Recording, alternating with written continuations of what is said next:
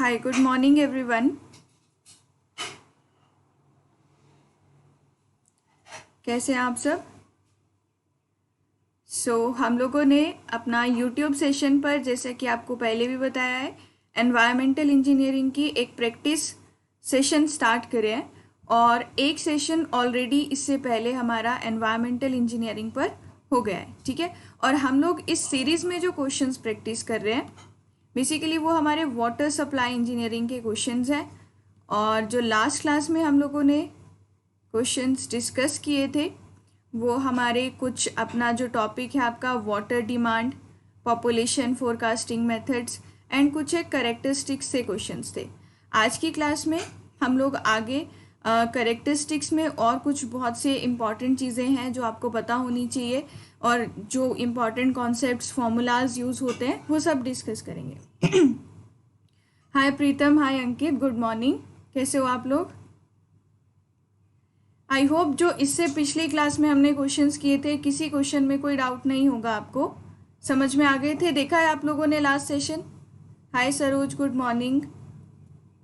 अगर आप में से जो भी लोगों की आज फर्स्ट क्लास है, मैं आपको बता देती हूँ, इस पूरे मंथ जो आपकी पहली 5 क्लासेस रही हैं वो सॉइल मैकेनिक्स के क्वेश्चंस पर रही है। ठीक है, तो 1 मई, 4 मई, 6, 8 और 11 इन दिनों में आपको मेरी सॉइल मैकेनिक्स की क्लास मिल जाएगी और आप वो वाले क्वेश्चंस बिल्कुल रिकॉर्डेड फॉर्मेट में यहाँ पर प्रेजेंट हैं और साथ साथ में PDF भी आप इन क्वेश्चन का डाउनलोड कर सकते हो। ठीक है, हाँ। हाय पियाली, गुड मॉर्निंग। तो इन क्वेश्चंस का जो क्वेश्चंस हम लोगों ने सॉइल मैकेनिक्स के किए, चाहे हम लोग अभी एनवायरमेंटल इंजीनियरिंग के क्वेश्चंस कर रहे हैं, आप इनका PDF भी डाउनलोड कर सकते हो और आपको बाद में हेल्प करेगा। अगर कोई क्वेश्चन नहीं आता है या आपको लगता है कि ये इंपॉर्टेंट है, बाद में फिर से एक बार हमें ट्राई करना पड़ेगा, तो आप नोट डाउन कर सकते हो उन क्वेश्चंस को। ठीक है, तो आज हमारी एनवायरमेंटल इंजीनियरिंग की सेकेंड क्लास है। नेक्स्ट क्लास जो होगी आपकी वो 18 मई को होगी।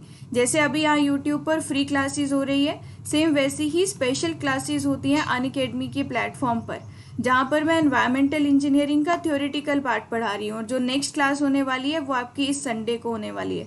ठीक है, इस संडे को होगी, 10 से 11 का टाइम होगा और एनवायरमेंटल इंजीनियरिंग का थ्योरेटिकल पार्ट हम वहाँ पर पढ़ रहे हैं। तो आप मुझे अनअकैडमी पर फॉलो कर लीजिए, क्योंकि यहाँ डिस्क्रिप्शन में आपको वो लिंक मिल जाएगा फॉलो करने वाला। ठीक है, और आपको नोटिफिकेशन मिल जाएगी जब मेरी क्लास लाइव होगी। हाय रुचि, गुड मॉर्निंग। और आप अनअकैडमी प्लस सब्सक्रिप्शन ले रहे हो, सो आपको डिस्काउंट अगर चाहिए तो आप मेरा वहाँ पर रेफरल कोड यूज़ कर सकते हो। And my referral code is Simran gate, जहाँ पर अभी मैं वेस्ट वाटर इंजीनियरिंग पढ़ा रही हूँ और साथ साथ में सॉइल मैकेनिक्स का एक प्रैक्टिस कोर्स जो है वो हमारा वहाँ पर चल रहा है। ठीक है, और कुछ आपको अनअकैडमी प्लस रिगार्डिंग पूछना है, आप मुझे अनअकैडमी पर मैसेज कर सकते हो जैसा आपको बताया था, या टेलीग्राम पर टेक्स्ट कर सकते हो। मेरे टेलीग्राम चैनल पर ज्वाइन करने के लिए आपको जस्ट सिमरन कपूर लिखना है टेलीग्राम पर, आप ऑलरेडी ग्रुप में ऐड हो जाओगे। हाय शाश्वत, गुड मॉर्निंग।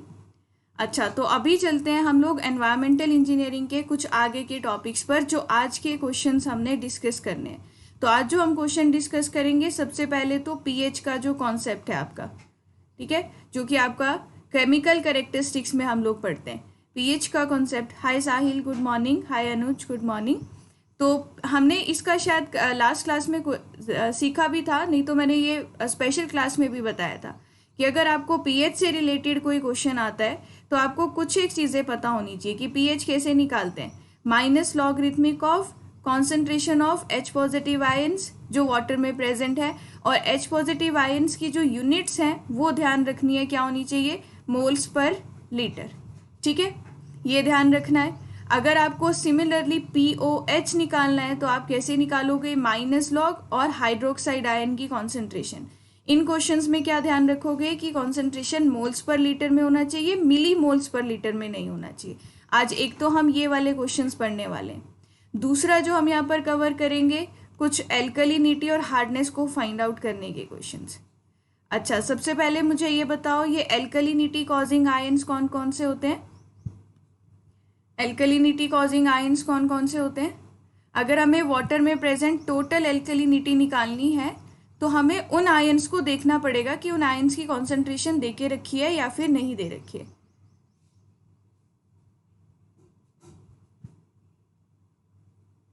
ठीक है।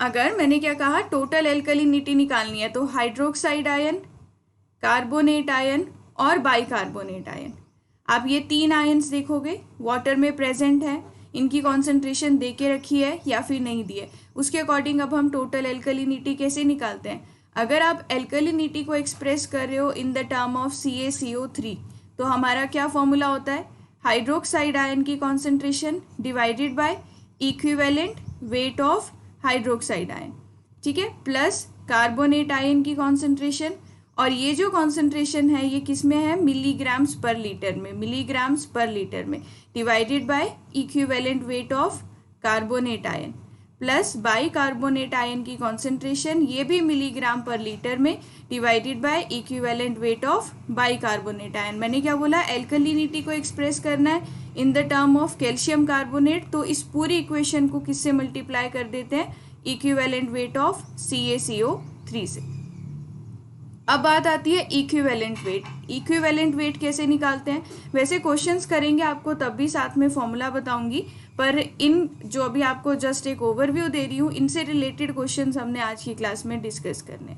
तो इक्विवेलेंट वेट किस किस का रेशो होता है,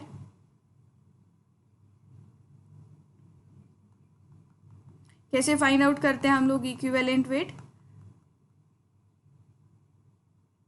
इक्विवेलेंट वेट हमारा रेशो होता है molecular weight to the valency, है ना। अगर हाइड्रोक्साइड आयन का इक्विवेलेंट वेट निकालना है तो हाइड्रोक्साइड का पहले मॉलिक्यूलर वेट देखो, तो ऑक्सीजन का वेट 16, हाइड्रोजन का 1, मतलब 17 ग्राम्स, डिवाइडेड बाय वैलेंसी कितनी है हाइड्रोक्साइड आयन की, -1, तो वैलेंसी लिख दी 1, ठीक है। तो आपका इक्विवेलेंट वेट बन गया 17। उसी तरह हम सभी के इक्विवेलेंट वेट निकाल सकते हैं, अभी आगे क्वेश्चंस करेंगे उसके साथ साथ ये चीज़ पढ़ेंगे, ठीक है। चलिए तो अभी चलते हैं अपने फर्स्ट क्वेश्चन पर। देखो आज की क्लास का पहला क्वेश्चन क्या है, the concentration of hydroxide ion in a water sample is measured as 17 milligram per litre. मतलब गिवन क्या है, हाइड्रोक्साइड आयन की कॉन्सेंट्रेशन 17 मिलीग्राम पर लीटर, और पूछ के क्या रखा है आपको, what is the pH of the water sample. pH value बतानी है आपको वाटर सैंपल की कितनी होगी। देखो पहले यूनिट्स देखनी है, जब भी pH का क्वेश्चन आएगा सबसे पहले यूनिट्स देखनी है कि आपको जो कॉन्सेंट्रेशन दी हुई है वो क्या है, मिलीग्राम पर लीटर में दी है या मोल्स पर लीटर में दी है, पहले आपको ये देखना है। दूसरी चीज़ हम लोग एक चीज़ जानते हैं कि न्यूट्रल वाटर के केस में, अगर मैं न्यूट्रल वाटर की बात करूं तो न्यूट्रल वाटर का pH जो होता है that is equals to 7। Similarly for the neutral water POH भी कितना होता है, 7। तो न्यूट्रल वाटर में अगर मैं एक इक्वेशन लिखना चाहूँ pH प्लस POH, वो किसके इक्वल हो जाएगा, 14 के इक्वल, है ना, ऐसा होगा। न्यूट्रल वाटर के केस में pH 7 होता है, POH भी 7 होता है, तो pH plus POH is equals to 14 लिख सकते हैं। और अगर pH हम लोगों को पता है कि pH इज इक्वल्स टू 7, तो H पॉजिटिव आयन की कॉन्सेंट्रेशन कैसे निकाल सकते हैं, 10⁻⁻7 करके, इतना मोल्स पर लीटर, है ना, क्योंकि ये लॉग उधर जा रहा है, एंटी लॉग लेके निकाल सकते हैं। अच्छा देखो, तो इस क्वेश्चन का आंसर मुझे 3 लोगों ने बता दिया है, 11 होगा। बाकी लोग प्रेजेंट है, किसी ने पहले से PDF देख के क्वेश्चन सॉल्व किया हो, नहीं तो अभी साथ साथ में भी कर सकते हो। क्या कहा है, हाइड्रोक्साइड आयन की कॉन्सेंट्रेशन है 17 मिलीग्राम्स पर लीटर। अच्छा सबसे पहले आप यूनिट्स देखो, इसने pH पूछा है लेकिन कॉन्सेंट्रेशन किस यूनिट में दी है, मिलीग्राम्स पर लीटर में दी है। और अभी मैंने आपको क्या बताया कि जो कॉन्सेंट्रेशन है वो किस में होनी चाहिए, मोल्स पर लीटर में होनी चाहिए, और गिवन किस में, मिलीग्राम्स पर लीटर में। तो इसका मतलब आपको कन्वर्ट करना पड़ेगा मिलीग्राम्स पर लीटर को मोल्स में। अब बात आती है मतलब हमें क्या निकालने पड़ेंगे यहाँ पर, नंबर ऑफ मोल्स, और कौन से आयंस दिए हुए हैं, हाइड्रोक्साइड आयंस दिए हुए हैं, ठीक है। और उसका वेट कितना दे रखा है, गिवन वेट दिया हुआ है 17 मिलीग्राम्स, 17 मिलीग्राम्स। अगर मुझे नंबर ऑफ मोल्स निकालने हैं तो ये किसका रेशियो होता है, given weight to the molecular weight, यही होता है, given weight to the molecular weight. अच्छा अगर गिवन वेट हमारा कितना है, नंबर ऑफ मोल्स निकाल रही हूँ मैं, क्योंकि हमें मिलीग्राम पर लीटर में रख के यूनिट को क्वेश्चन सॉल्व नहीं करना है, इसको कन्वर्ट करना पड़ेगा।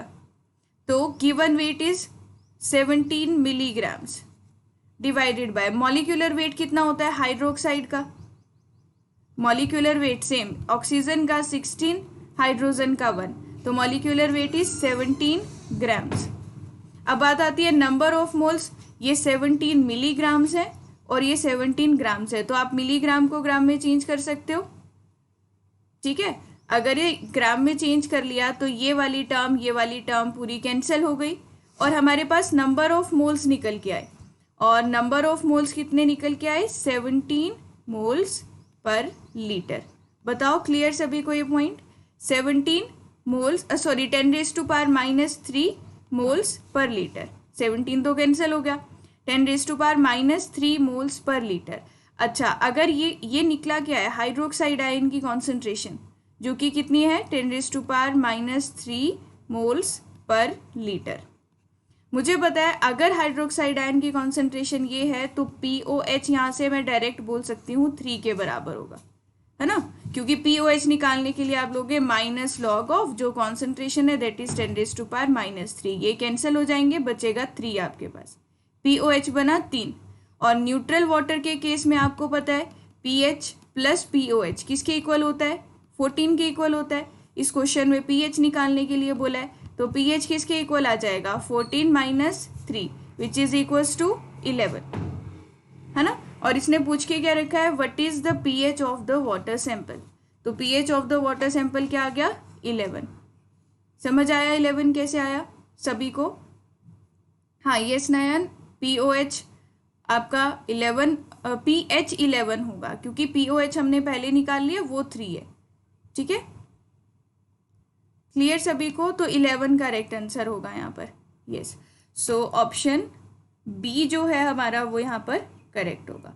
तो ध्यान रखना है सबसे पहले जब भी pH का क्वेश्चन आए यूनिट्स ध्यान से देखना, मिलीग्राम्स में लिखी है चाहे ग्राम्स में दी है या कुछ और दिया है या मिली मोल्स में दिया है, तो आपने उसको सबसे पहले मोल्स पर लीटर में कन्वर्ट करना है। चलो अगला क्वेश्चन देखते हैं। नेक्स्ट क्वेश्चन आपका match the following type question है, बिल्कुल इजी क्वेश्चन है, पैरामीटर्स और यूनिट्स को मैच करना है। आपका लिस्ट 1 में पैरामीटर दे के रखे हैं, लिस्ट 2 में उनकी यूनिट्स दे के रखी हैं।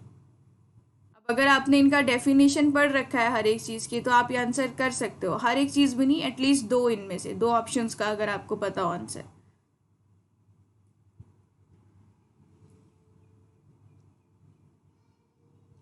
तो टर्बिडिटी की बात करते हैं, टर्बिडिटी के लिए हम यहाँ पर यूज़ करते हैं जैक्सन टर्बिडिटी मीटर, तो वहाँ पर यूनिट आती है JTU, जैक्सन टर्बिडिटी यूनिट, ठीक है, JTU। मतलब A के साथ अगर 3 मैच होगा तो ऑप्शन A और ऑप्शन C नहीं हो सकता, तो मैंने आपको पहले बोला 2 ऑप्शंस आते होंगे तो आप सीधा कर लोगे इसको सॉल्व।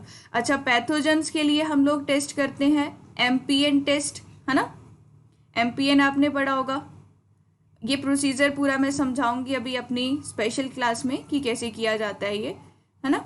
मोस्ट प्रोबेबल नंबर इसका फुल फॉर्म होता है जो कि डेंसिटी बताता है पैथोजेंस की। अच्छा, ऑर्डर को मेजर करने के लिए थ्रेशोल्ड ओडोर नंबर, तो C के साथ 1 मैच होगा, देखो A के साथ 3 मैच हो रहा है, B के साथ 4, C के साथ 1, और D क्या है हमारा कलर, कलर के लिए ट्रू कलर यूनिट यूज होगा, तो आपका ऑप्शन D करेक्ट है ना। हाँ, ये भी बताते हैं, इसका भी क्वेश्चन जो आप पूछ रहे हो मुझसे कि अगर मोल्स टू मिलीग्राम कन्वर्ट करने हैं तो उसका क्वेश्चन एक बार गेट एग्जाम में आ रखा है, और वो मैंने PDF में डाल रखा है, जो आज की क्लास का PDF है उसमें डाल रखा है, मतलब मंडे को वो क्वेश्चन डिस्कस करेंगे हम। आज की क्लास का डिस्क्रिप्शन चेक करना, इसमें जो PDF डाला है, ठीक है, वो उसमें वो सेम क्वेश्चन मैंने डाला है जिसमें ये समझाऊंगी कि मोल्स को मिलीग्राम पर लीटर में कैसे कन्वर्ट करना है। एक बार क्वेश्चन गेट में आ रखा है, ओके नयन। तो नेक्स्ट क्लास जो आपकी मंडे को होगी तो हम वो क्वेश्चन कवर करने वाले हैं वहाँ पर, बाकी जनरल आइडिया भी दे दूंगी आपको क्लास के एंड में। बोले which one of the following test employs the ferroin indicator. अब थोड़े बहुत इंडिकेटर्स के नाम आपको याद रखने पड़ेंगे, ऑब्जेक्टिव एग्जाम्स में पूछे जाते हैं कि कौन सा इंडिकेटर यूज किया जाता है। अगर हाँ, पहले इसका बताएंगे, फेरोइन इंडिकेटर क्या मेजर करने के लिए यूज किया जाता है, COD मतलब केमिकल ऑक्सीजन डिमांड, देखो आप यहाँ पर दो टर्म्स पढ़ते होंगे, एक बीओडी और एक सीओडी। ठीक है, बीओडी क्या है, ये भी एक तरीके की क्या है, ऑक्सीजन डिमांड है।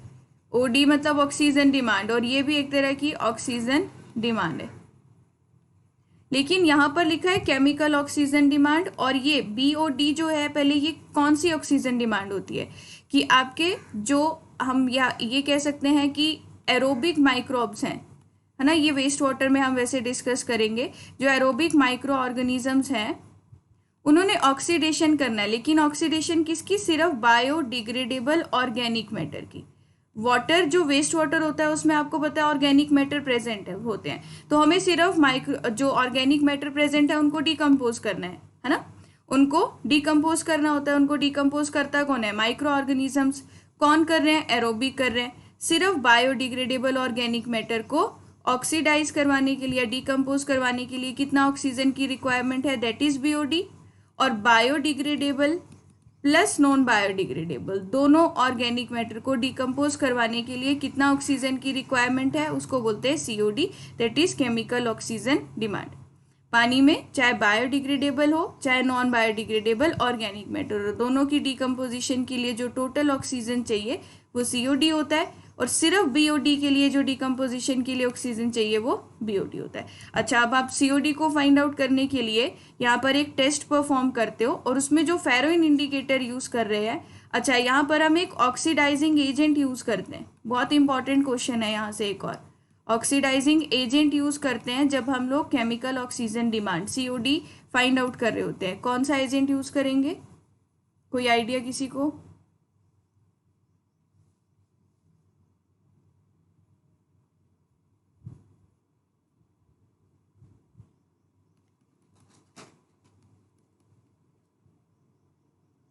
Yes, potassium dichromate K2Cr2O7।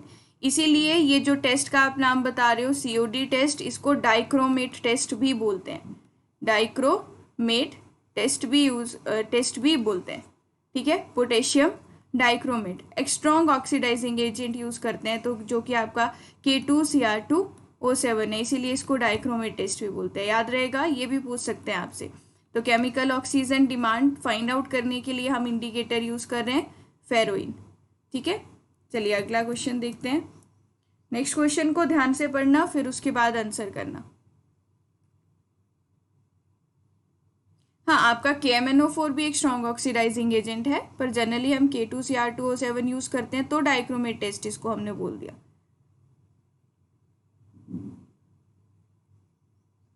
देखो, जो बायोडिग्रेडेबल ऑर्गेनिक मैटर है वो तो सिर्फ ऑक्सीजन, एनवायरनमेंट की जो ऑक्सीजन है उसकी प्रेजेंस में डिकम्पोज हो जाएगा। माइक्रो ऑर्गेनिजम्स उसको डिकम्पोज कर देंगे, सिर्फ ऑक्सीजन लेंगे, मतलब डिजॉल्व ऑक्सीजन का यूज करेंगे, उसको डिकम्पोज कर देंगे। लेकिन जो नॉन बायोडिग्रेडेबल है वो simple dissolve oxygen organic matter use करके डिकम्पोज नहीं कर सकता, इसलिए हम वहाँ पर केमिकल ऐड करते हैं।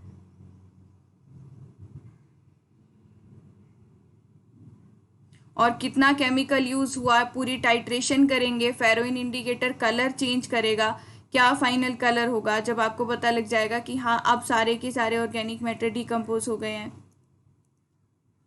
पढ़ो जरा इस क्वेश्चन को, ये मैंने स्पेशल क्लास में आपको पढ़ा रखा है। स्पेशल क्लास में हमने ये पढ़ रखा है ये टॉपिक अच्छे से। ऑप्शन बी और डी मुझे मिला है अभी तक। अच्छा, ध्यान से पढ़ो। 1 nephelometry turbidity unit is equals to turbidity produce by. Turbidity आपने देखा है, टर्बिडिटी को मेजर करने के लिए कुछ आपके कन्वेंशनल मेथड होते हैं, कुछ मॉडर्न मेथड होते हैं, पढ़ रखा है ना। जब कन्वेंशनल टर्बिडिटी मीटर्स पढ़ा रही थी मैं, जिसने भी मेरी स्पेशल क्लासेस नहीं देखी हैं आप ये पूरा पढ़ सकते हो, वहाँ से मैंने पूरा कवर कराया है ये टॉपिक।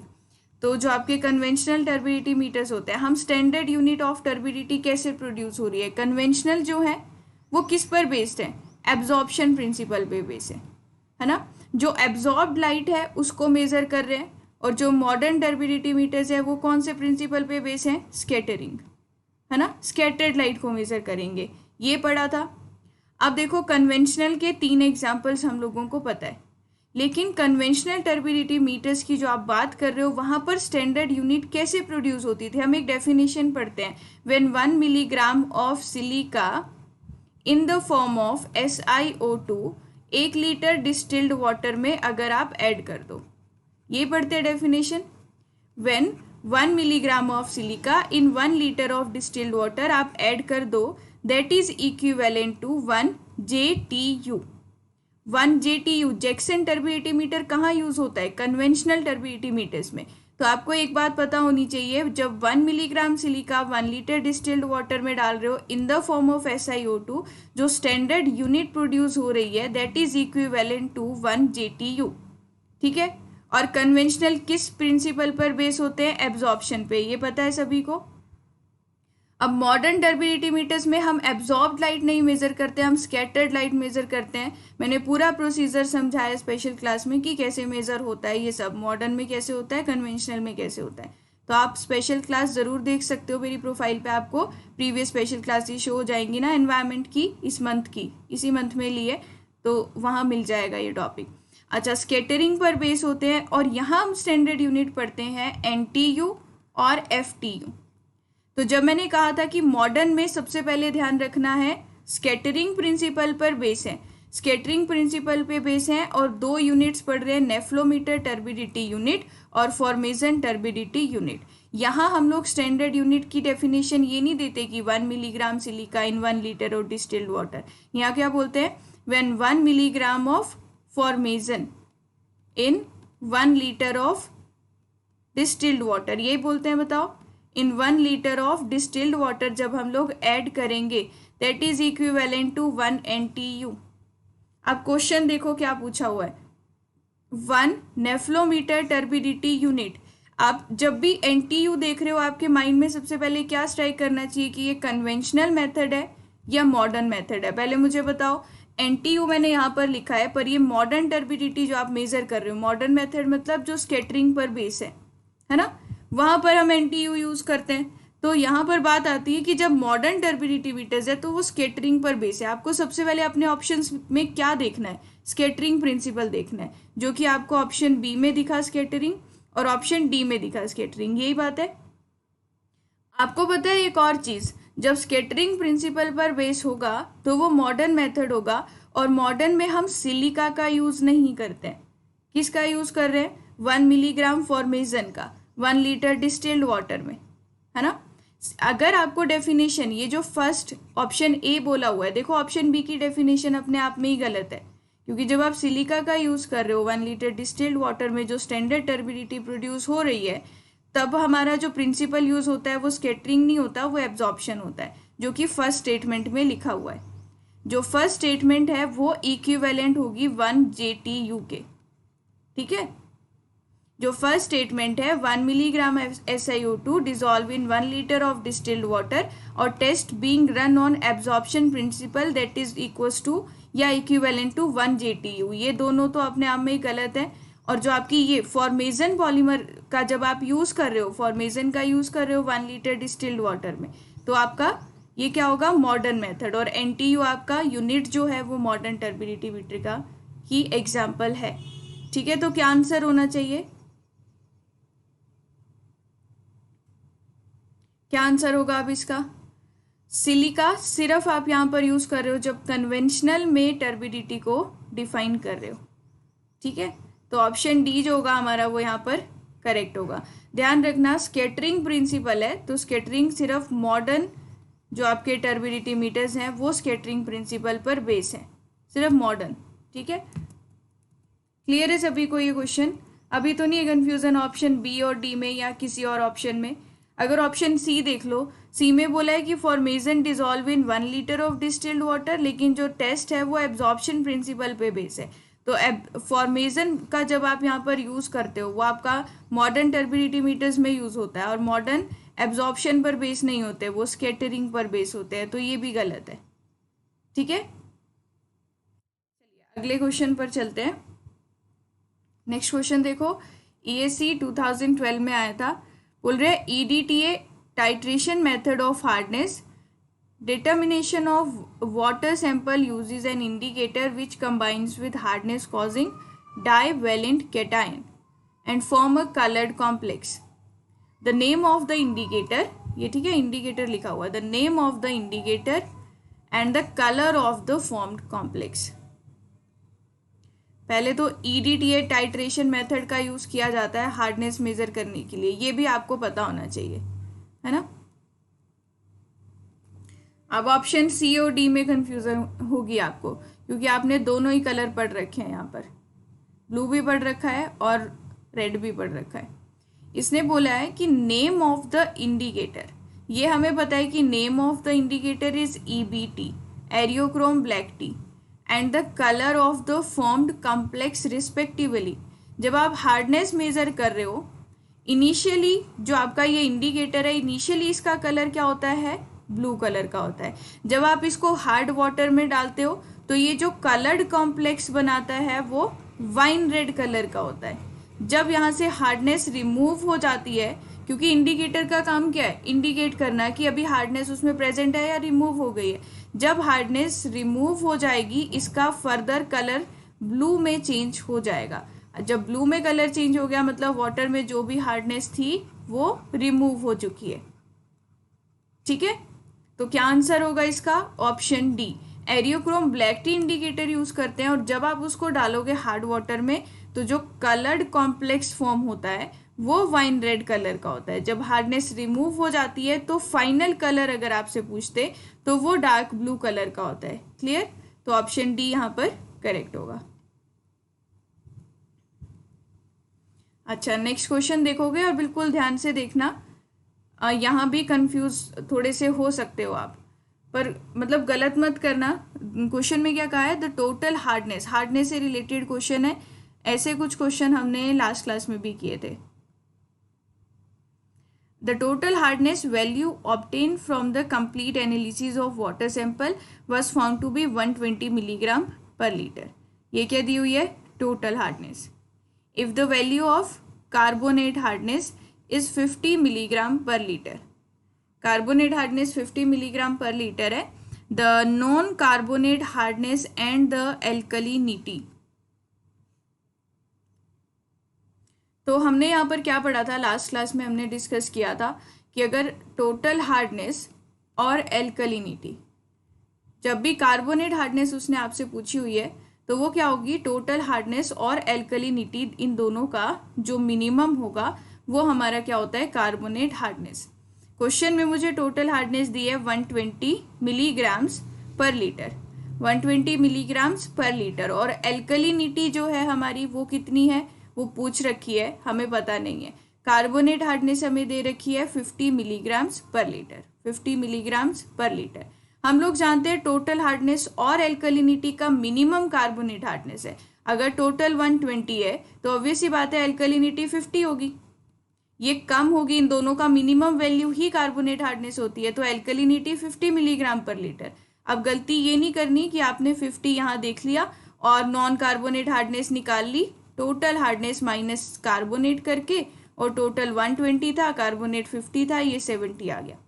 ठीक है, जल्दबाजी में आप इसको 50 और 70 नहीं लोगे, देखना है रिस्पेक्टिवली। इसने पहले नॉन कार्बोनेट हार्डनेस पूछी है, तो आप मैक्सिमम ने सही आंसर बताया, 70 मिलीग्राम पर लीटर आपका यहाँ पर नॉन कार्बोनेट हार्डनेस होगा और एल्कलिनिटी 50 मिलीग्राम पर लीटर होगी। ऑप्शन सी करेक्ट होगा।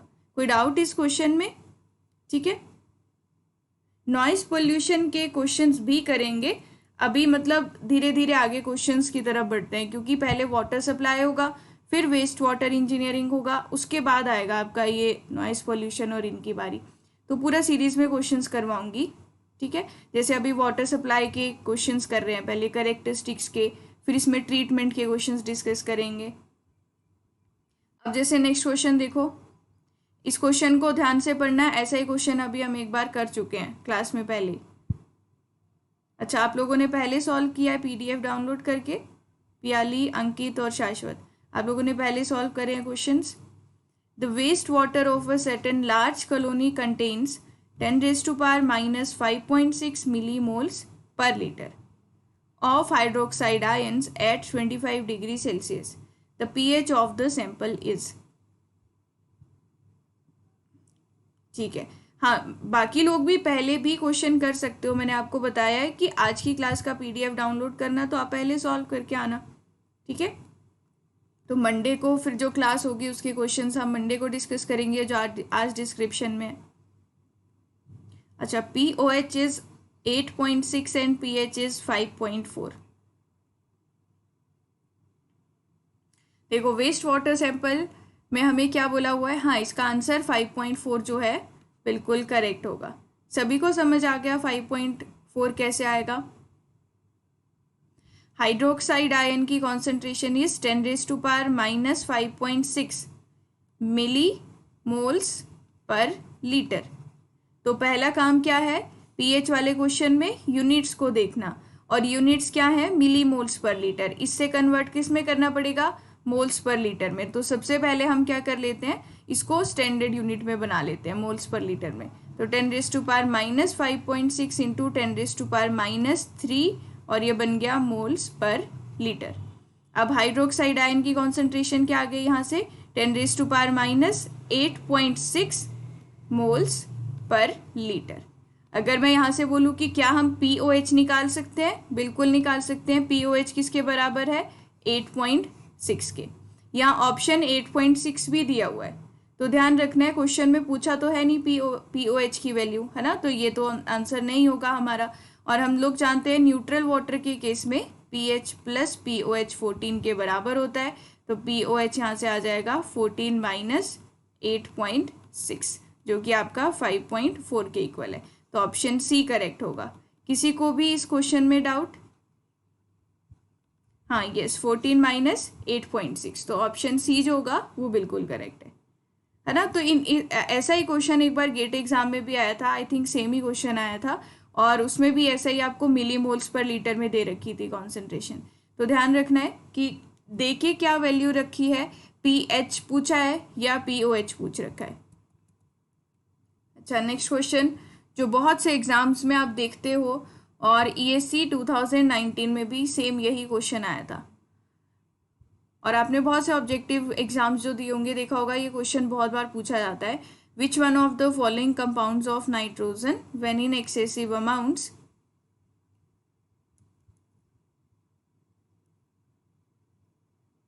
हाँ pH 5.4 ही होगा, वही लिखा है।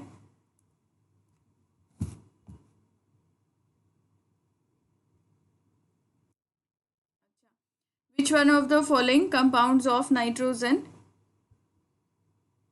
when in excessive amount in water contributes to the illness known as infant methemoglobinemia, जिसको हम लोग और क्या बोलते हैं, ब्लू बेबी डिजीज, है ना, ब्लू बेबी डिजीज।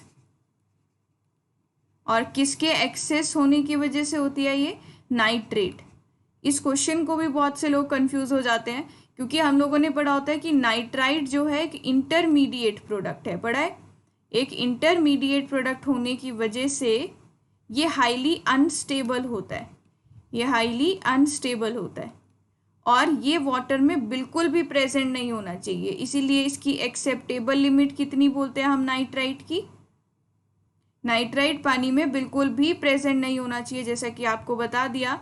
तो 0 मिलीग्राम्स पर लीटर, मतलब बिल्कुल भी अमाउंट इसका पानी में प्रेजेंट नहीं होना चाहिए। और नाइट्रेट की अगर एक्सेस हो जाती है तो उसकी वजह से डिजीज होती है, that is blue baby disease. तो ऑप्शन डी करेक्ट होगा। और यही सेम क्वेश्चन गेट एग्जाम में बहुत पहले आया हुआ था, वही सेम क्वेश्चन है, blue baby syndrome caused by consuming the water containing excess of nitrate. तो यहाँ पर भी ऑप्शन सी करेक्ट हो जाएगा, ठीक है। हाय अमित, गुड आफ्टरनून। हाँ यस, यहाँ पर नाइट्रेट की अगर पूछें तो वो होती है हमारी acceptable limit is 45 milligrams per litre. अच्छा, अगला question, hardness of water is caused by the presence of which one of the following in water,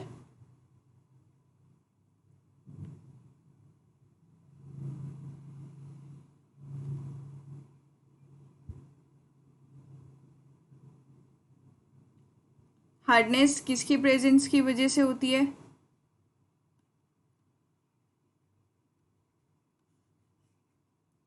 hardness due to ions तो बहुत सारे होते हैं, लेकिन मेनली जो हम लोग मेजर आयंस की बात करते हैं, मेजर जो मल्टीवेलेंट कैटायंस हैं, that are your calcium and magnesium, जो हार्डनेस कॉजिंग आयंस है।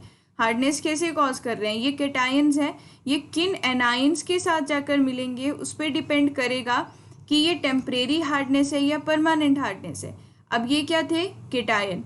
अगर तो ये कार्बोनेट, बाइकार्बोनेट, इन आयंस के साथ जाकर मिलते हैं और कंपाउंड्स बनाते हैं CaCO3 या कैल्शियम बाइकार्बोनेट, ठीक है, ऐसे कुछ, तो उस हार्डनेस को हम क्या बोलते हैं?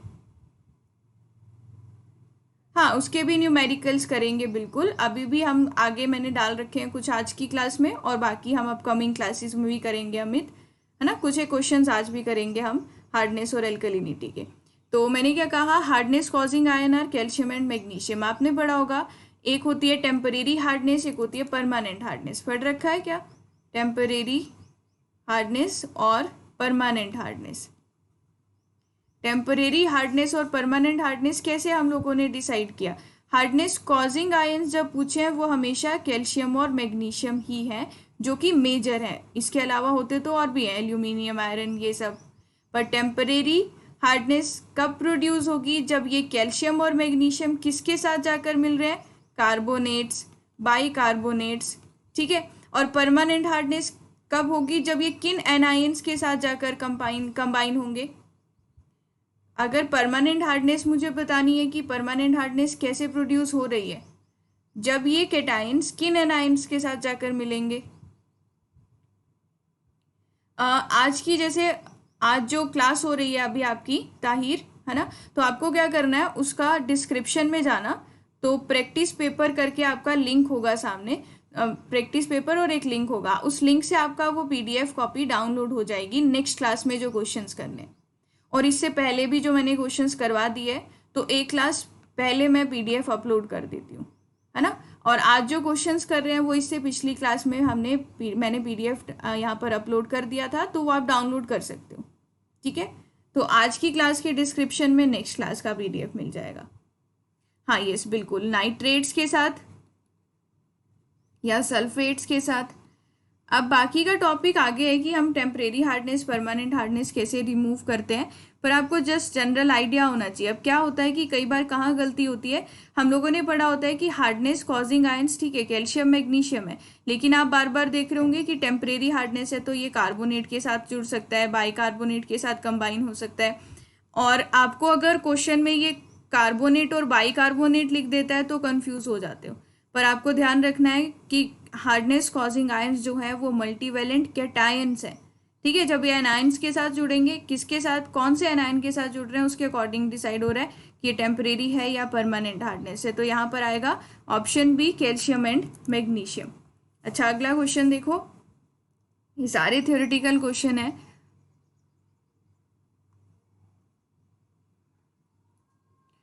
Bacteriological examination of drinking water for E coli is performed because. अब हम लोग क्या करते हैं, जब बैक्टीरियोलॉजिकल कैरेक्टरिस्टिक्स पढ़ते हैं तो वहाँ पर 2 टेस्ट परफॉर्म करते हैं कि हम लोगों को पैथोजेंस का प्रेजेंस पता लग सके। पैथोजेंस कौन से बैक्टीरियाज हैं जो हार्मफुल है हमारे लिए, जो हार्मफुल है हेल्थ के लिए, जो कि प्रेजेंट नहीं होने चाहिए वाटर में। तो मुझे इनकी प्रेजेंस को चेक करना पड़ता है। इनकी प्रेजेंस को चेक करने के लिए हम लोग यूज़ करते हैं नॉन पैथोजेनिक बैक्टीरियाज का, नॉन पैथोजेंस का, जो कि इंडिकेट करके बता देंगे हमें कि पैथोजेंस प्रेजेंट है वाटर में या फिर नहीं। और जो नॉन पैथोजेंस हम यहाँ पर यूज़ कर रहे हैं वो ई कोलाई है। अच्छा, अब यहाँ पूछा क्या है कि इस परफॉर्म्ड, कि हम ई कोलाई को क्यों यूज़ कर रहे हैं। They are pathogenic causing intestinal disease. तो पहली बात तो है, ई कोलाई आपका एक पैथोजन है ही नहीं, ठीक है, इसकी वजह से कोई डिजीज नहीं होती, तो ऑप्शन ए तो गलत है। दूसरा बोल रहे हैं their presence indicates viral contamination of water, या फिर they are use to indicator organism for the probable presence of pathogens. Pathogens कौन से होते हैं हमारे, जो हार्मफुल माइक्रो ऑर्गेनिज्म, उनकी प्रेजेंस को चेक करने के लिए ये एज अ इंडिकेटर काम करते हैं। जो आपको अभी डेफिनेशन बताई वही सेम स्टेटमेंट लिख रखी है ऑप्शन सी में, तो ऑप्शन सी यहाँ बिल्कुल करेक्ट होगा, ठीक है। नेक्स्ट सेम क्वेश्चन है, temporary hardness is generally caused by, temporary hardness of water is caused bye.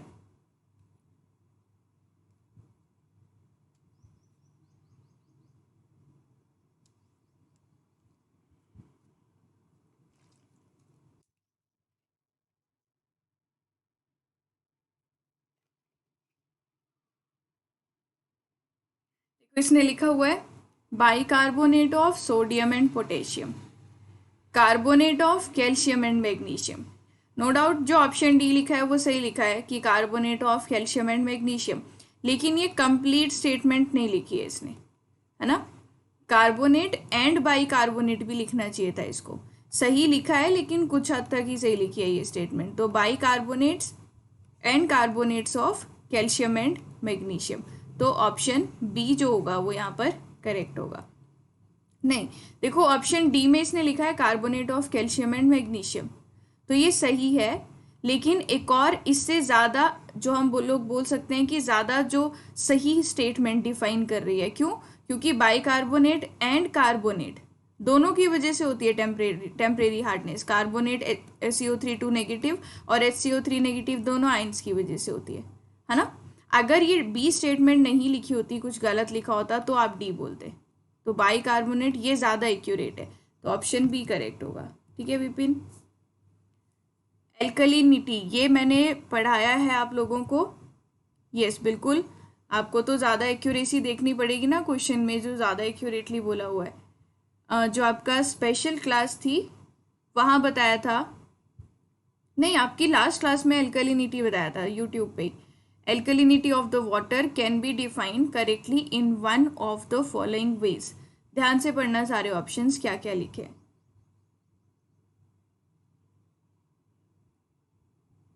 It is measure of ability of water to neutralize oxygen. दूसरा same, it is the ability of water to neutralize carbonates, to neutralize hydrogen ions या to neutralize the hydroxides। तो हमने last class में जब alkalinity का topic आया था तो हम ये पढ़ रहे थे कि जब आपका जो वाटर सैंपल है, जब आप इसमें कोई एसिड ऐड कर रहे हो, H पॉजिटिव ऐड करना, H पॉजिटिव ऐड करना मतलब कोई भी एसिड आप ऐड कर रहे हो, है ना। टेलीग्राम आपने सिमरन कपूर लिखना है टेलीग्राम पर, ठीक है। तो वहाँ से आप एक ग्रुप में ऐड हो जाओगे, ओपन है ग्रुप, और सीधा गेट सिविल नाम का ग्रुप में आप ऐड हो जाओगे वहाँ से। अच्छा, मैंने क्या कहा, H पॉजिटिव आयंस पानी में डालना, एक ही बात है कि H2SO4 या HCl कोई भी एसिड को वाटर में ऐड करना। तो वाटर में प्रेजेंट कौन कौन से आयन्स है जो इस H पॉजिटिव आयन को न्यूट्रलाइज करेंगे।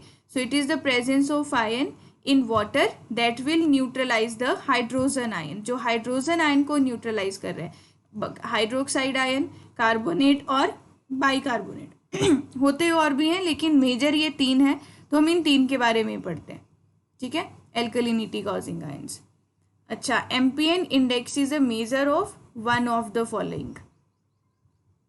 एम्पियन इंडेक्स किसके लिए यूज कर रहे हैं हम लोग, क्या निकालते हैं वहां से, एम्पियन टेस्ट जो आप करते हो, मोस्ट प्रोबेबल नंबर जो हम निकाल रहे हैं वो क्या फाइंड आउट कर रहे हैं, बिल्कुल कॉलीफॉर्म बैक्टीरिया, क्योंकि ये इंडिकेटर है जो हम लोगों को बताएगा कि कितने पैथोजेंस जो हैं वो पानी में। जैसे आपको मैंने बताया था कि अगर पीएच का क्वेश्चन आता है, आपको मीन निकालना पड़ता है, एवरेज, तो आप क्या करोगे, H पॉजिटिव आयन की कॉन्सेंट्रेशन का एवरेज लोगे और उसको पुट करोगे अपने फॉर्मूला में। ऐसा बताया था कि अगर पीएच मीन निकालने के लिए आता है, एवरेज निकालने के लिए आता है, तो आप लिखोगे -log H पॉजिटिव एवरेज। अब यहाँ पर भी जब आपको हाउ मेनी टाइम्स उसने पूछा हुआ है तो डायरेक्ट नहीं निकलेगा ये 4.4 और 6.4। आपको क्या करना है, जो सैंपल ए है उसका H पॉजिटिव आयन कॉन्सेंट्रेशन देखो क्या होगी, और सैंपल बी है उसकी H पॉजिटिव आयन कॉन्सेंट्रेशन क्या है। इन दोनों की कॉन्सेंट्रेशन को एक दूसरे से रिलेट करके बताओ कि how many times sample A is more acidic than sample B. मतलब मुझसे पूछा क्या है कि H पॉजिटिव ए इज कितना times acidic than H positive B. तो मैं यहाँ पर सीधा ये निकाल सकती हूँ, इन दोनों का रेशो निकाल सकते हो ना। यहाँ ये वाला आपको फिल करना है, मान लीजिए इसको x मान लेते हैं कि H positive is how much times acidic than sample B. तो आपने यहाँ पर देखा कि pH ऑफ सैंपल ए दे रखा है 4.4 और pH ऑफ बी दे रखा है 6.4। तो अगर हमें ये निकालना था तो मैं अगर ऐसे लिखूँ H पॉजिटिव ऑफ ए और H पॉजिटिव ऑफ बी कितना होगा, तो H positive of A is 10⁻⁴, ए की वैल्यू है -4.4 अपॉन 10⁻⁻⁻, 6.4, है ना। तो यहाँ पर क्या वैल्यू आई, H positive of A, H positive of B, 10⁻⁻4.4। चाहे आप एवरेज ले रहे हो, चाहे आप इसकी एसिडिटी कंपेयर कर रहे हो, आप डायरेक्ट पीएच से नहीं करोगे, आप H पॉजिटिव आयंस को वहाँ पर लेकर आओगे, उससे रिलेट करोगे। तो यहाँ पर आ रही है वैल्यू 100। इसने पूछा क्या था कि जो ए सैंपल है वो कितना टाइम एसिडिक है बी से, तो आप यहाँ से बोल सकते हो H positive A is equals to 100 times acidic than H positive of B. यही पूछा था, आपने रेशियो निकाली, रेशियो मतलब ए सैंपल इधर रह गया, 100 वैल्यू आई, ये उस तरफ गया, तो H पॉजिटिव ऑफ बी, है ना। ये 100 टाइम्स ज़्यादा एसिडिक है, तो आपका ऑप्शन सी जो बनेगा वो यहाँ पर करेक्ट है। क्लियर। एसिडिटी जो कंपेयर कर रहे हो, कैसे कर रहे हो, H पॉजिटिव आयंस देख के कि कितने H पॉजिटिव आयंस हैं सैंपल ए में, सैंपल बी में, और दोनों को कंपेयर करोगे और आपका आंसर सी करेक्ट होगा। किसी को डाउट इस क्वेश्चन में तो बताओ। लग गया ना पता। एवरेज के टाइम भी हम ऐसे ही करते थे, H पॉजिटिव की कॉन्सेंट्रेशन देखते थे और उसका एवरेज निकालते थे। अब देखो बहुत ही सिंपल क्वेश्चन है, आपको क्या बोला है, results of the water sample analysis are as follow, sodium, magnesium, calcium और पोटेशियम। ये आपको केटाइंस दिए हुए हैं, इनकी कॉन्सेंट्रेशन दी है इन मिलीग्राम्स पर लीटर और इक्विवेलेंट वेट क्या लिखा है, milliequivalent weight of CaCO3 is 50 milligram per milliequivalent, hardness of the water sample in milligram per litre. अब सबसे पहले बात आती है, अगर वो हार्डनेस पूछेंगे हमसे तो हम कौन से आयन्स देखेंगे कि क्वेश्चन में कौन से आयन गिवन है या नहीं। अगर हार्डनेस हमें वाटर में दे रखी है, मतलब हार्डनेस निकालनी है, आपको देखना पड़ेगा हार्डनेस कॉजिंग आयन्स कौन से हैं। तो हार्डनेस कॉजिंग आयन्स अभी देखे थे कैल्शियम और मैग्नीशियम है, ये कौन है, हार्डनेस कॉजिंग आयन। अच्छा, अब इनकी कॉन्सेंट्रेशन, पहली बात तो आपने ये देख लिया कि किन आयन्स की वजह से हार्डनेस होती है। दूसरी चीज़ आपको क्या देखनी है कि कॉन्सेंट्रेशन की यूनिट्स क्या हैं, मिलीग्राम्स पर लीटर में दे रखा है या मिली इक्विवेलेंट पर लीटर में दिया हुआ है। तो दोनों के लिए फॉर्मूला थोड़ा सा चेंज हो जाता है। अगर आप टोटल हार्डनेस निकाल रहे हो और कैल्शियम आयन की कॉन्सेंट्रेशन मिलीग्राम्स पर लीटर में दी है, डिवाइड किससे करोगे, इक्विवेलेंट वेट ऑफ कैल्शियम से, प्लस मैग्नीशियम आयन की कॉन्सेंट्रेशन किस यूनिट में, मिलीग्राम पर लीटर में, divided by equivalent weight of magnesium. ठीक है, और इस पूरी टर्म को मल्टीप्लाई किससे कर रही हूँ, क्योंकि मैं पूरी जो हार्डनेस है उसको एक्सप्रेस कर रही हूँ in the term of CaCO3, तो इक्विवेलेंट वेट ऑफ CaCO3। बताओ कैल्शियम का और मैग्नीशियम का इक्विवेलेंट वेट कितना होता है। इक्विवेलेंट वेट हम कैसे निकालते हैं, मैंने आपको बताया था, molecular weight upon valency. Calcium का मॉलिक्यूलर वेट इज 40 और Ca2 पॉजिटिव, वैलेंसी इज 2, तो 40 divided bye 2, equivalent weight is 20। Equivalent weight किसका, कैल्शियम का। अगर मैग्नीशियम का इक्विवेलेंट वेट निकालना है, मैग्नीशियम का मॉलिक्यूलर वेट इज 24 और वैलेंसी इज 2 पॉजिटिव, तो मैग्नीशियम का आ गया 12। ठीक है, अब बात आती है, इन्होंने क्वेश्चन में कहीं लिखा तो नहीं है कि वेट कितना कितना कंसीडर करना है। अब इन्होंने इक्विवेलेंट वेट तो क्वेश्चन में दिया हुआ है, ये आप लोगों ने अपने से याद रखा था कि कैल्शियम का वेट 40, मैग्नीशियम का 24, उसके अकॉर्डिंग ये वैल्यू लेनी है। अब ध्यान क्या रखोगे कि जब ये क्वेश्चन करना है आपको गिवन क्या चीज़ है, आपको वही टर्म्स यूज़ करनी पड़ेगी। अगर इसने गिवन 12.2 दिया है मैग्नीशियम का इक्विवेलेंट वेट, तो आपको वो 12.2 ही लेना है।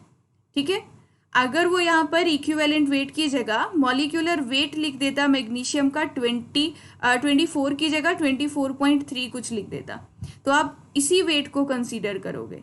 उसी तरह इक्विवेलेंट वेट आपने अपने से निकाल तो लिया, ये वैल्यूज़ आप इनको लेकर क्वेश्चन करोगे तो गलत आ जाएगा, क्योंकि वो आपको वहाँ पर अगर न्यूमेरिकल आंसर टाइप क्वेश्चन आता है तो वो डायरेक्ट क्वेश्चन पूछेगा, इसमें कोई रेंज नहीं दी होगी। वो यही चेक करने के लिए कि आप गिवन डेटा का यूज़ कर रहे हो या फिर जो आप याद करके आए हो, पढ़ कर आए हो, वही यूज़ कर रहे हो। अच्छा, कैल्शियम आयन की कॉन्सेंट्रेशन कितनी है, 55 milligram per litre, divided bye equivalent wait calcium का दिया हुआ है 20, divided by 20, plus magnesium ion की कॉन्सेंट्रेशन कितनी है, 10 milligrams per litre, divided bye, अब इक्विवेलेंट वेट क्या यूज कर रही हूँ, 12.2 और equivalent weight of CaCO3, calcium carbonate का इक्विवेलेंट वेट कितना होता है,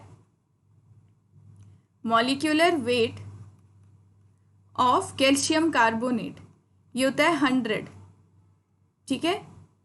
अब ये पता है 100 कैसे आया, कैल्शियम 40, कार्बन का 12 प्लस 3 इंटू 16, ऑक्सीजन के 3 मोल्स है, 3 इंटू 16 ये 100 आ जाएगा। वैलेंसी से डिवाइड कर दोगे, वैलेंसी इज 2 डिवाइडेड बाय 2 तो ये 50, इसको बार बार नहीं निकालना है। इक्विवेलेंट वेट ऑफ CaCO3 को ध्यान ही रख लेना है, क्योंकि आपसे वो कभी एल्कलिनिटी का क्वेश्चन पूछेगा या हार्डनेस का पूछेगा, तो ये बार बार यूज होने वाली चीजें। तो यहाँ पर मल्टीप्लाई कर दो 50 से, बताओ क्या आंसर आ रहा है इसका।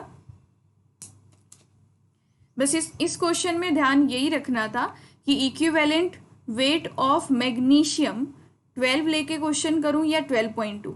अभी तो आपके सामने ऑप्शंस दिख रहे हैं आपको इस क्वेश्चन में और आपको आसपास कोई आंसर मिल जाएगा। ऐसा भी नहीं है कि आंसर्स जो है वो बहुत ज़्यादा एक दूसरे से के मतलब पास है आंसर। अगर न्यूमेरिकल आंसर टाइप क्वेश्चन आता और आपको अप टू 2 डेसिमल प्लेस लिखने को बोल देगा वो गेट में, है ना, कि अप टू 2 डेसिमल प्लेस यहाँ पर आंसर बताओ, तो क्या करोगे, तो आपको एग्जैक्ट आंसर लिखना पड़ेगा यहाँ।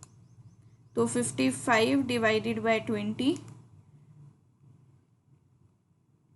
प्लस 12 डिवाइडेड बाय 12.2, तो ये आ रहा होगा आपके पास यहाँ से 178.48, यही आ रहा है ना, 178.48। हाय अमन, गुड आफ्टरनून। 178.48, तो एग्जैक्टली यहाँ पर तो 179 मैच है, तो ऑप्शन सी करेक्ट होगा। लेकिन गेट जैसे एग्जाम में अगर आपको अप टू 2 डेसिमल प्लेस वो आंसर बोल देता है तो आपका ये एग्जैक्ट आंसर वो मानेंगे। अगर आप 12 लेके क्वेश्चन कर दोगे, जो आंसर आएगा वो सही नहीं मानेंगे उसको, ठीक है। हाँ, अब अगर आपके पास यूनिट्स जो हैं, यूनिट्स अगर अभी हमने जो क्वेश्चन किया वो कैसे ली, कैल्शियम की concentration divided by equivalent weight of calcium, ऐसे लिया है ना। कैल्शियम आयन की कॉन्सेंट्रेशन किस में थी, इन milligrams per litre. Equivalent weight जो लेते हैं वो कैसे लिखते हैं, इन मिली इक्विवेलेंट्स, मतलब जो इक्विवेलेंट वेट डिफाइन करोगे वो मिली इक्विवेलेंट्स या इक्विवेलेंट्स में डिफाइन करोगे। अब आपके पास अगर कोई क्वेश्चन आ रहा है जिसमें कैल्शियम की कॉन्सेंट्रेशन लिखी है इन मिली इक्विवेलेंट पर लीटर, मिली इक्विवेलेंट पर लीटर, ऐसे कुछ कॉन्सेंट्रेशन लिखी है और आपको सेम टोटल हार्डनेस निकालनी है। ऐसे अगर उसने कॉन्सेंट्रेशन दी है, इसका मतलब क्या है कि कैल्शियम आयन की कॉन्सेंट्रेशन, जो आप ये फॉर्मूला लिख रहे थे, फॉर्मूला में क्या लिख रहे थे, कैल्शियम को इक्विवेलेंट वेट से डिवाइड कर दिया है। अगर मिली इक्विवेलेंट पर लीटर में यूनिट्स दी हैं, इसका मतलब इक्विवेलेंट वेट को हम जब मतलब कैल्शियम की कॉन्सेंट्रेशन को इक्विवेलेंट वेट से डिवाइड करने के बाद जो टर्म मिल रही है वो मुझे क्वेश्चन में गिवन है, ठीक है। अगर ये मुझे क्वेश्चन में गिवन है, आपको इक्विवेलेंट वेट से डिवाइड नहीं करना पड़ेगा, समझ रहे हो। आपका जो अभी मैंने टोटल हार्डनेस का फॉर्मूला लिखा, मैंने क्या लिखा था, कैल्शियम की concentration in milligram per litre divided bye equivalent wait, है ना, ऐसे लिखा था। प्लस मैग्नीशियम की concentration divided by equivalent wait, और ये भी मिलीग्राम पर लीटर में। उसी तरह मैं क्या लिखूंगी, मल्टीप्लाई बाय CaCO3 का इक्विवेलेंट वेट। अब मैं क्या कह रही हूँ आपको कि जब आपके पास कॉन्सेंट्रेशन क्या दी है, मिली इक्विवेलेंट पर लीटर, यहाँ पर एक कॉन्सेप्ट आता है हमारा इक्विवेलेंसी कॉन्सेप्ट, कि one equivalent of something, one equivalent of x is equals to one equivalent of y। ये पढ़ रखा है आपने पहले, तो आपको ये टर्म समझ में आएगी जो भी बता रही हूँ। वन इक्विवेलेंट ऑफ x या is equals to one equivalent of y, कि अगर आपको कभी पूछा है कि अगर हम लोग 19.9 मिलीग्राम्स मतलब मान लीजिए कार्बोनेट ऐड कर रहे हैं किसी वाटर सैंपल में, तो हमें कितना उसमें बाइकार्बोनेट ऐड करना पड़ेगा, तो आप कैसे निकालोगे। आपको निकालने के लिए one equivalent of carbonate ions one equivalent of bicarbonate के बराबर करने पड़ेंगे, तो आपके पास ये टर्म आती है। सो यहाँ पर भी वही कॉन्सेप्ट यूज हो रहा है। क्या कर रहे हैं, कैल्शियम आयन की कॉन्सेंट्रेशन को जब आप इक्विवेलेंट वेट से डिवाइड कर दे रहे हो उसके बाद जो टर्म बन रही है उसके लिए मैं लिख रही हूँ मिली इक्विवेलेंट टर्म, मिली इक्विवेलेंट पर लीटर। ठीक है, मतलब कि एक वो टर्म की वैल्यू बता रहे हैं जिसको हमने उसके इक्विवेलेंट वेट से डिवाइड कर दिया है। अगर इसी क्वेश्चन में हमें क्या दिया होता, यहाँ पर ये कॉन्सेंट्रेशन मिलीग्राम पर लीटर की जगह मिली इक्विवेलेंट पर लीटर में, तो आप आंसर कैसे निकालते? कैल्शियम की वैल्यू है 55, अब कुछ इक्विवेलेंट वेट से डिवाइड नहीं करोगे, प्लस मैग्नीशियम की वैल्यू है 10 और multiply by equivalent weight of CaCO3 जो कि आपका कितना है 50, है ना। ठीक है, बताओ समझ में आया? 55 + 10, आप यहाँ पर 65 इंटू इक्विवेलेंट वेट 50 करते तो आप सीधी यहाँ पर आपके पास वैल्यू आ जाती।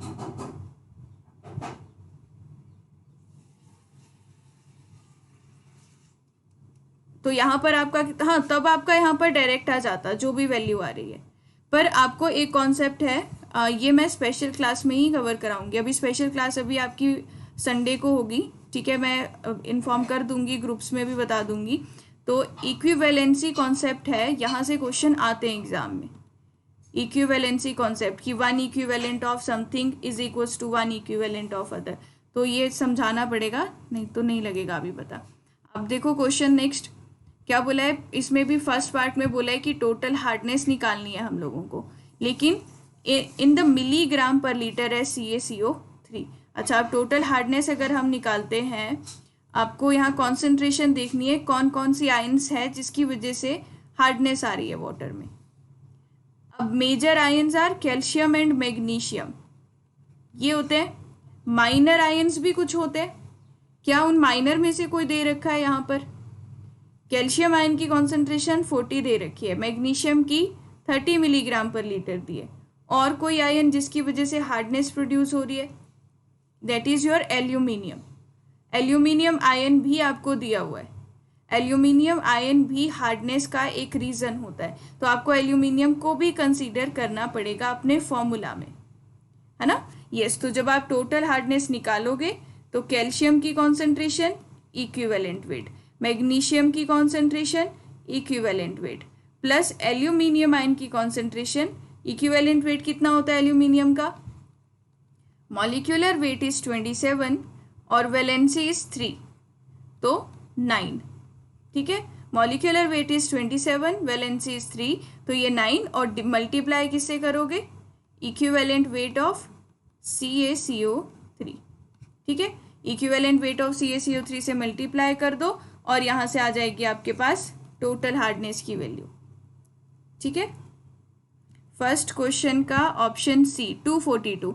और ध्यान रखना, अगर आप इसी क्वेश्चन में एल्यूमिनियम आयन कंसीडर नहीं करोगे तो भी यहाँ पर एक आंसर मिलेगा आपको, शायद ऑप्शन D मिलेगा, है ना। अगर आप यहाँ पर ये कंसीडर नहीं करते तो ऑप्शन D मिलता। चलिए, पर कंसीडर करना है एल्यूमिनियम को भी। और दूसरी चीज इसमें क्या पूछ रखी है, एक तो पूछा है टोटल हार्डनेस, तो हम निकाल लेते हैं। कैल्शियम की concentration 40 divided by 20, magnesium ion की concentration 30 divided by 12, plus aluminium ion की concentration 3 divided by 9, multiply by equivalent weight of CaCO3। Equivalent weight हमारे पास कितना है 50। इक्विवेलेंट वेट कैसे लिखते हो? मॉलिक्यूलर वेट अपॉन वैलेंसी, है ना। 241.67, तो अप्रॉक्सीमेटली हम C बोल सकते हैं। और नॉन कार्बोनेट हार्डनेस कैसे निकालोगे? अब नॉन कार्बोनेट हार्डनेस को निकालने के लिए आपको पहले क्या करना पड़ेगा? टोटल हार्डनेस, मतलब सॉरी, आपको सबसे पहले कार्बोनेट हार्डनेस निकालनी पड़ेगी, और कार्बोनेट हार्डनेस मिनिमम होता है टोटल हार्डनेस और एल्कलिनिटी का, ऐसा ही होता है। इसका मतलब अगर नॉन कार्बोनेट हार्डनेस मुझे फाइंड आउट करनी है तो वो तो ऐसे आएगी, टोटल में से कार्बोनेट को माइनस करके। अब बात आती है टोटल हार्डनेस, तो आई थिंक हम निकाल चुके हैं 242, है ना, 242। अब एल्कलिनिटी को निकालना है। हाँ, फिर इन दोनों का जो मिनिमम होगा वो कार्बोनेट हार्डनेस होगी। जरा देखो, एल्कलिनिटी कॉजिंग आयन कौन कौन से दिए? सिर्फ एक ही आयन यहाँ पर दे रखा है जो एल्कलिनिटी कॉजिंग है, that is your bicarbonate ion. तो हम यहाँ पर एल्कलिनिटी निकाल सकते हैं। बाइकार्बोनेट आयन की कॉन्सेंट्रेशन कितनी है, 190 milligrams per litre, divided by bicarbonate ion का equivalent weight HCO3 negative, hydrogen का 1, कार्बन का 12 प्लस 3 इंटू 16, तो ये बन जाएगा 61। तो ये divide multiply by equivalent weight of CaCO3, समझ आ रहा है। यहाँ से एल्कलिनिटी निकलेगी, ये क्या है, इक्विवेलेंट वेट ऑफ CaCO3, और ये 61 क्या है हमारे पास, 61 हमने यहाँ पर निकाला ये equivalent weight of bicarbonate ion, और ये 190 मिलीग्राम पर लीटर कॉन्सेंट्रेशन दे रखी है। यहाँ से एल्कलिनिटी निकालो, इन दोनों का जो मिनिमम होगा वो कार्बोनेट हार्डनेस होगा, ठीक है। तो 190 डिवाइडेड बाय 61 इंटू 50, तो ये आ जाएगा 155.73 या 156 मान लो इसको। अगर ये 156 है, इन दोनों का मिनिमम इस कार्बोनेट हार्डनेस, तो कार्बोनेट हार्डनेस इज 156, तो नॉन कार्बोनेट हार्डनेस क्या आएगी, टोटल माइनस 156। तो अप्रॉक्सीमेटली देख लो क्या क्या ऑप्शंस दे रखे हैं और क्या आंसर करेक्ट होगा। यस 156 ले लेते हैं, या 155.73 आ रहा है आपका, है ना। तो आंसर आ जाएगा ऑप्शन सी 86, ठीक है। तो ये हमारा करेक्ट आंसर होगा। अब देखो आज की क्लास का जो आपका डिस्क्रिप्शन है उसमें मैंने जो क्वेश्चंस डाल रखे हैं वो हम लोग अपनी नेक्स्ट क्लास में करने वाले हैं, और जो नेक्स्ट क्लास है हमारी वो मंडे को होगी अब, ठीक है। तो आप वहाँ पर वो क्वेश्चंस एक बार खुद सॉल्व करने की ट्राई करना, फिर हम उन्हीं क्वेश्चंस का सॉल्यूशन यहाँ अनअकैडमी पर यूट्यूब क्लास पे डिस्कस करेंगे, ठीक है। और बाकी आप सभी मेरे साथ टेलीग्राम पर भी ऐड हो सकते हो, और कोई भी डाउट हो आप मुझे अनअकैडमी पर मैसेज करके भी पूछ सकते हो। मेरे टेलीग्राम चैनल के लिए आपको बस मेरा नाम लिखना है, वहाँ से आप ऑलरेडी एक ग्रुप में ऐड हो जाओगे, ठीक है। चलिए तो अभी की क्लास को मैं एंड करती हूँ, हम लोग अपनी क्लास में मिलेंगे, और मेरी क्लासेस मंडे वेडनेसडे फ्राइडे 11:30 रहती हैं, ध्यान रखना, ठीक है। नेक्स्ट क्लास में मिलते हैं। चलिए, thank you everyone, bye bye.